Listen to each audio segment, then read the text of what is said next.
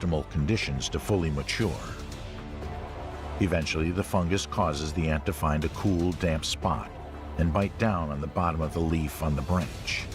Once the ant bites the leaf, it can no longer let it go, as the fungus blocks muscle function. The fungus keeps on growing inside the ant's body until it eventually pierces its head and releases new spores. This whole process takes about 10 painful days, and most of the time, the insect is alive. A real nightmare, isn't it? Science has long known of this phenomenon, but until now, scientists have been unable to understand exactly how the parasitic fungus can control the ant's mind. It has often been called a brain parasite, but a study from February 2021, published in the Proceedings of the National Academy of Sciences, disproves this theory. It turns out that the insect's brain remains intact, and the ant is being controlled by introducing the mycelium into the muscle fibers throughout the body. In fact, an affected ant becomes an exoskeleton and a means of fungus transportation, while ant tissue cells are partially replaced by fungi. That is, the ant effectively becomes one with the fungus. Like a real puppeteer, fungus pulls the strings, forcing the ant to perform this terrible scenario, having no chance to get rid of this zombie influence. Nonetheless, despite all their weaknesses, ants firmly occupy their niche in the Earth's biosphere. And the structure of their society and how closely it resembles human civilization is even a little shocking. Who knows what kind of civilization leap they might make in the future?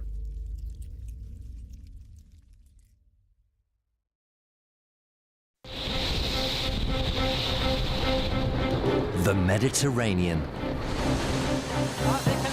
Destination of wildlife filmmaker Thomas Behrendt, and home to animals you wouldn't expect to find here. Come closer to the boat! Here! Come on the boat, quickly!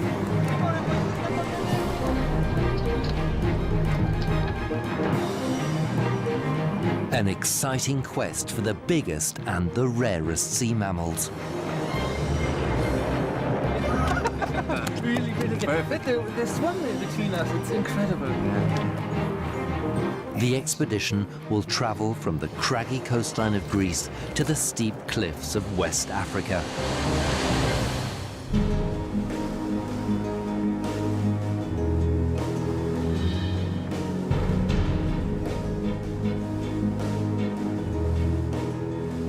With a team of top experts in sea mammals, Thomas Behrendt is on his way along the cliffy coast of Greece.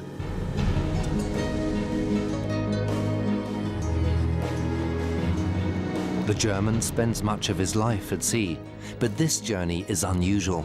He is on the trail of a giant and a phantom.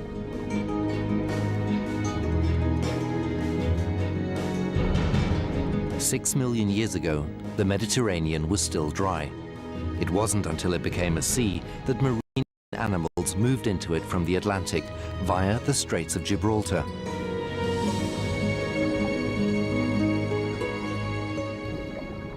One of these ancient travelers appears, a female loggerhead turtle, on her way to the beach where she was born. The research vessel Nereus. On board, Thomas Behrendt and Greece's leading expert on sperm whales, Alexandros Francis. Their goal is to document the secret life of these Mediterranean giants. You know, almost everybody I told about going to the Mediterranean to see sperm whales was laughing about me. But they are here, aren't they? Yes, of course they are. And we get the same reaction when we say that we are studying sperm whales in the Mediterranean. But if I look to the Mediterranean, which is comparably shallow and small, can it really host sperm whales? Yes, of course it can, because the Mediterranean is not so shallow. We are very close to the deepest point of the Mediterranean, which is 5,125 meters. It's a lot. And all along the Hellenic Trench, this is what we find. The most important for the sperm whales, it's not the depth, it's the steep slope at the end of the continental shelf. This is important for them. We will go all along the Hellenic Trench and hopefully practically certain that we will find sperm whales. Let's go. Okay, let's go.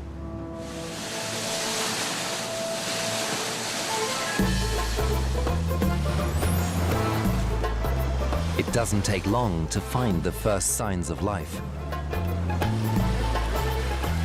The expedition encounters the most common sea mammals of the Mediterranean, a school of dolphins, including calves. Although baby dolphins are suckled by their mothers for the first year, they have to swim with a pod as soon as they are born.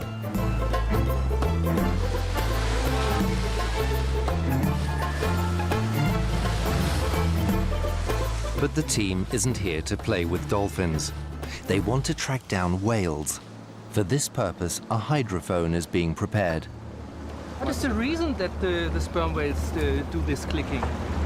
Well, they produce clicks because this is the way they can see their environment. They send these clicks, and from the echo, they can receive information about the distance of any object. Well, this is the way they navigate, they find their foods, they understand that there are enemies around, etc. And our chance to find them. Exactly, from these clicks. The hydrophone, basically a hose containing 2 microphones, trails in the water 100 meters off the stern.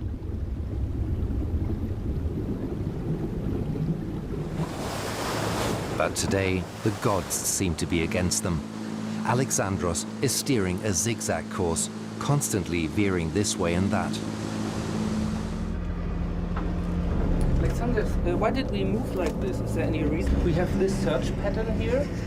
Oh yes, today it wasn't easy, and this is because we heard them ahead. But ahead means at almost 180 degrees ahead of the boat. So we don't know if they are really ahead, at the left or at the right. And we should check all these possibilities. And any sperm whale clicks? But yes, I just start hearing some faint clicks far away. Yes, definitely. We have sperm whales ahead. Alexandros instructs the crew to keep their eyes open. Spotting whale spouts on such a vast expanse of water takes a lot of experience. Below ahead, 2 whales appear at the surface. Sperm whales? They jumped up or what? It's the filmmaker's lucky day. Our first sperm whale. Just 2 hours on the sea and already it's the sperm whale. Oh, do you think we can try to go in the water with them? Yeah, if this goes on for a few more minutes, it would be a nice opportunity to try a first dive. Alexandros won't permit diving until the whales have got used to the boat. You can start preparing, it's the perfect moment. But the animals are just not cooperating and disappear. Are the whales close again? If the tailfin appears, the whale is hunting for squid. It won't turn up for another half hour, and where exactly, only the whale knows. But they go down, they don't like it.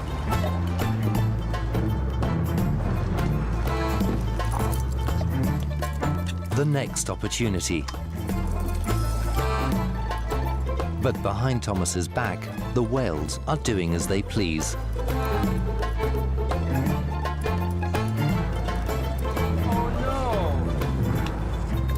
They dive again, huh? That's it. Okay. Too late. An everyday story for a wildlife filmmaker. Some days later, the craggy coastline of Greece. Stretching over thousands of kilometers, it's the ideal habitat for the monk seal. So rare, it could almost be described as a phantom. Thomas hopes to find the animal with the help of Vasilis Kouroutos, the Greek leading expert on monk seals. But it's a game of luck, especially in the spring. The best chances are in autumn, during late September, October, November, because at that time the mothers give birth to their pups, and as they are really good mothers and they have to stay with their pups, they spend much time inside their shelters nursing the pups, so we have many more chances to see them than now. And if I would go into the water right now, and do I have any chance to film? No to see them? chances, no chances. It's like a needle in a barn.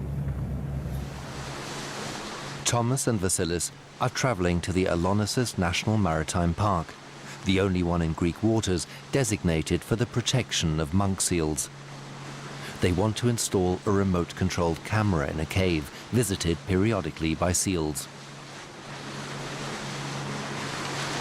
Egy kis ízt vinnél a napodba? Orbit Refreshers. Chew good.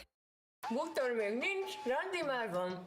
Jó nettel bármit megoldasz. Ha diginet van, minden van. The men chose springtime, as this is the season where the caves are usually free of seals. Nevertheless, they proceed cautiously. A sudden movement grabs Thomas's attention.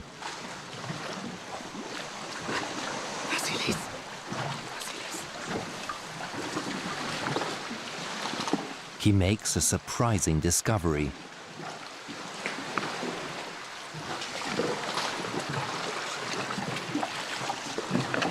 A male monk seal has taken shelter in the cave. But why?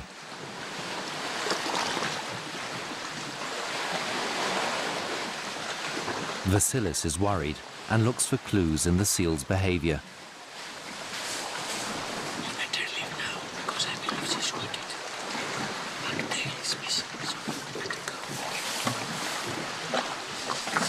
So as not to disturb the seal, the men decide to wait some distance away.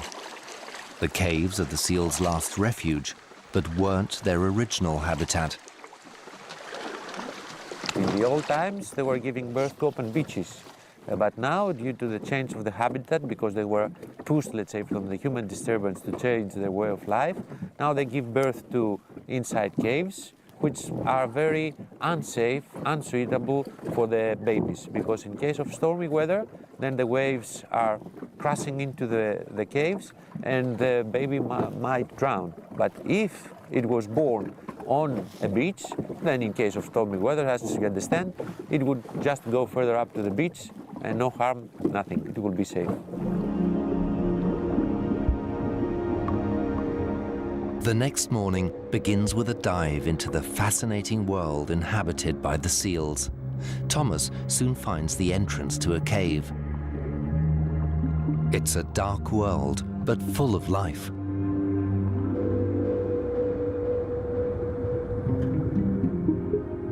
Caverns like these are favorite resting spots for monk seals, but the only animals the filmer discovers are sponges and anemones.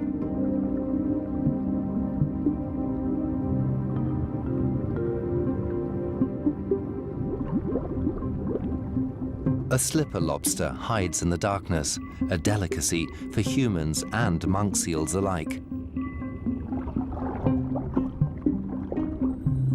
The beam of Thomas's torch picks out shrimp clustered together at the far end of the cave. A forked hake seizes its chance.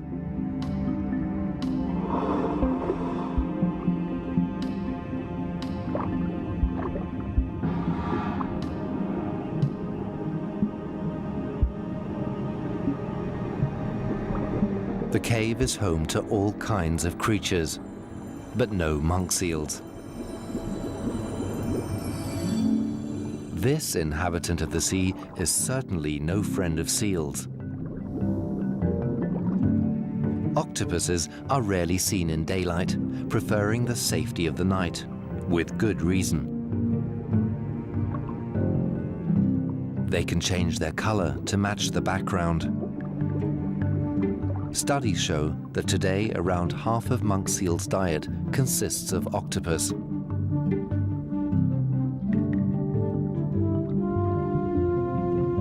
Fish, the normal diet of seals, is hard to find because the Mediterranean has been practically fished to death.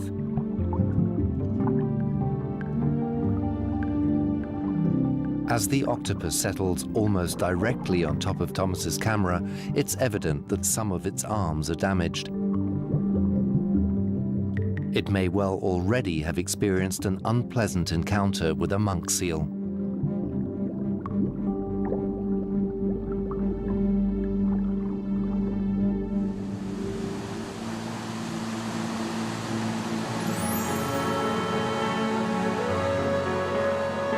At sunset, the expedition leaves the island to spend the night in a small port.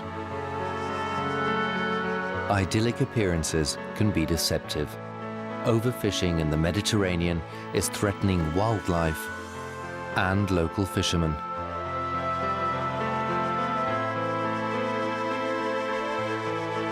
Many species are being driven towards extinction. But there is still hope. New life will emerge tonight. The new arrivals are loggerhead turtles. A dangerous journey awaits the tiny amphibians.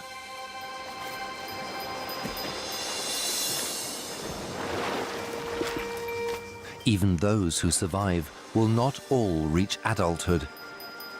But the females who make it will return to lay their eggs on the beach where they were born.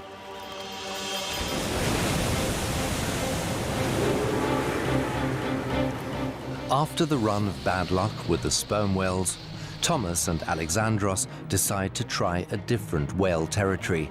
They travel on to Crete. Greece's largest island is a windy place. Meltemi, the summer wind, sweeps through the Aegean from June to September and is responsible for Crete's blue skies.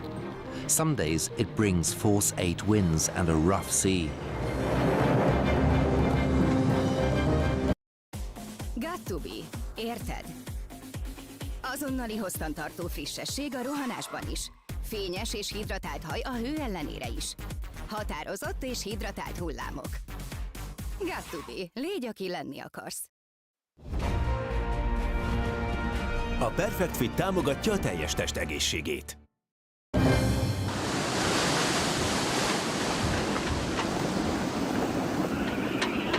For the next few days, the crew is stuck in port. For Thomas, the situation is frustrating. Time is slowly running out. With each day that passes, the chances of Thomas getting any sperm whale or monk seal footage at all are growing slimmer. And each new day puts ever greater demands on his creativity.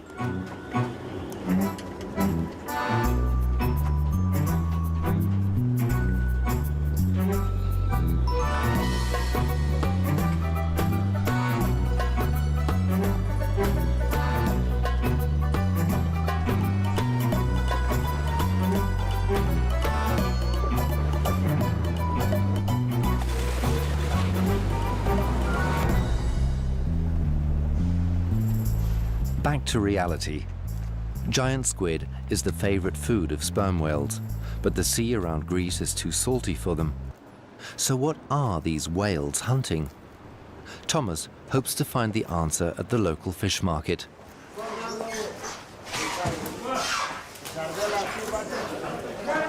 Much of the fish here is flown in from Africa.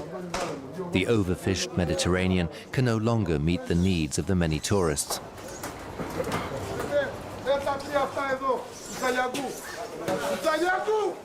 It takes Thomas a while to find what he's looking for. Yes, squid. Yeah? From deep sea. Not exactly plentiful. A sperm whale needs between 500 and 1,000 kilos of squid a day. Eventually, the weather improves, and Thomas can return to the Nereis. Hi, Thomas.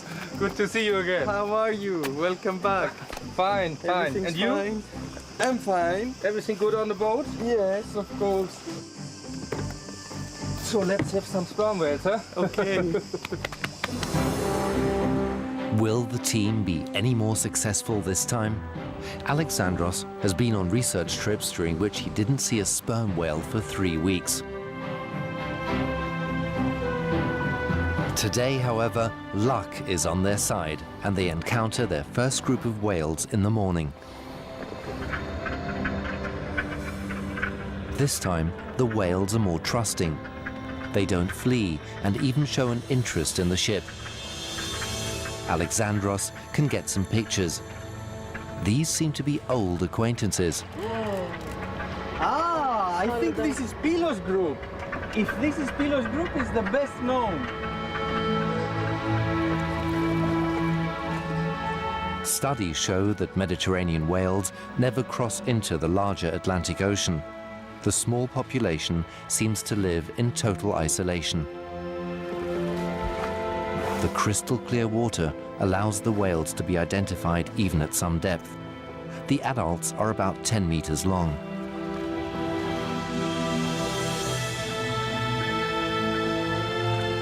Almost the whole group has dived, leaving only 2 whales on the surface. These are a calf and a juvenile, probably, these 2 whales. Waiting at surface for the mother to return. But the baby will never be left alone, is that right? Well, it depends. It happens when we are for many hours with the whales and they are adapted to our presence. They leave sometimes the baby close to the boat and they go dive. Do they leave it and They are not trust afraid? us, actually. Ah, Yes, okay. yes. A major cause for the recent decline in sperm whales, they get entangled in high-sea drift nets used for catching swordfish.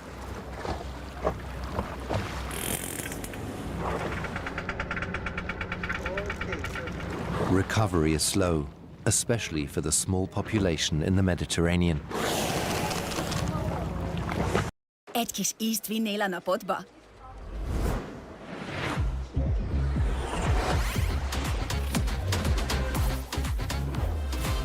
Turbózd fel az ízélményt az Orbit Refresher-szel. Chew good! Alexandros, why do they try to stick out their head? How they are inspecting the boat, it's the only position where they can see stereoscopically with both eyes. They have 3D vision. Because of the big head, in all other directions, they can see either with one or with the other eye. So when they want to inspect something better, they stay like this and they look towards the lower jaw. Okay.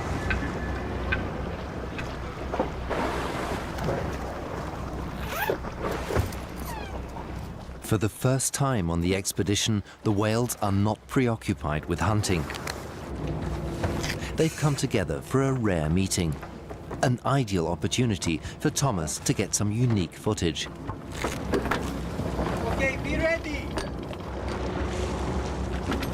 Go.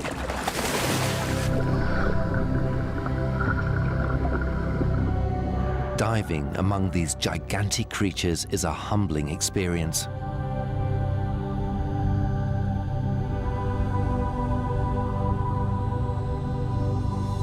Thomas approaches them with respect.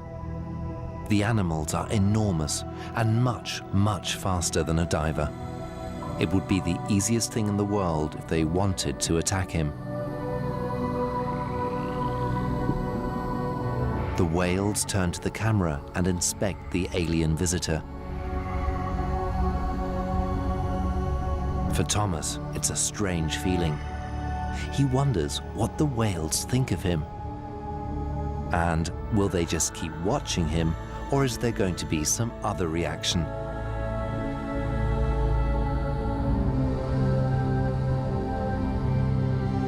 Then the giants bunch up close together.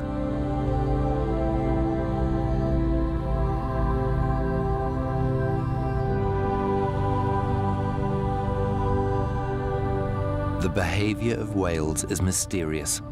Thomas doesn't know what they are communicating about. But he knows that in large males, 1/3 of the body length is used to produce sounds that pass through the huge nose, the world's largest biological sound generator. Still, very little is known about the way whales communicate.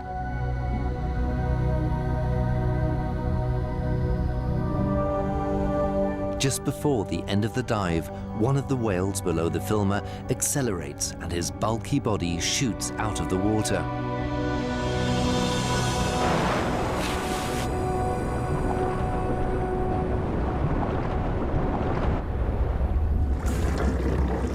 Yoo-hoo! Thomas's patience has paid off. He's finally got some very unusual footage. What he doesn't know is that the most exciting moment of his career as an underwater filmmaker still lies before him.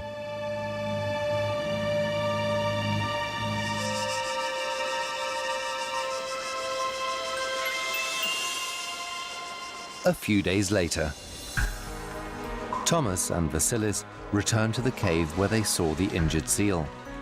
There's no sign of it. Hoping it's made a recovery, they try to find a place for the remote camera. So, where do you think the mother will be? This rock you see over here, as we have high tide now, and this is submerged, the rock. Yeah. In September, October, it will be out of the water. So this area from over there all the way here till down to there, it will be a space for the pups to lie down outside of the water. And the mothers will lie down around here. And some of them, if they want to go to a dark place, then they can use, you see it goes, the tunnel goes a bit further up, and then they can use this place to rest. Do you think do they hide inside here? Or? No, they like to put their head into the darkest place of the cave. Ah, okay. You have to always keep in mind that during the storm, here things are much, much different. Oh, it's not easy. Finally, they find a sheltered spot, a slanting rock face behind the cave entrance.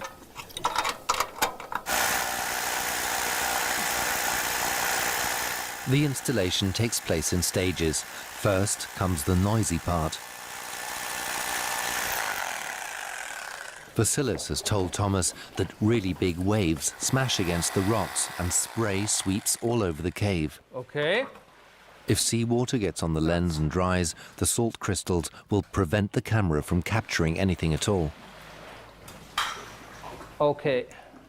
An aluminium plate serves as a mount.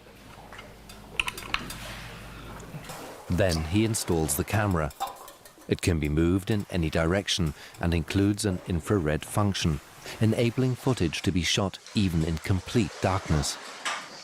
Later, no one will be allowed to enter the cave, so all the control and recording equipment has to be located outside. Erstmal einen sicheren Griff finden. A bold venture. The cliffs above the cave rise almost vertically. Free climbing is not necessarily a filmmaker's dream. But the only reasonably flat surface to mount the solar panel for the power supply is a small plateau high above sea level. Finally, all the technical equipment has been hauled up and is ready to be installed. Without this technology, the crew would have to camp out by the cave for weeks, and the seals might get a scent of the humans, which would scare them off.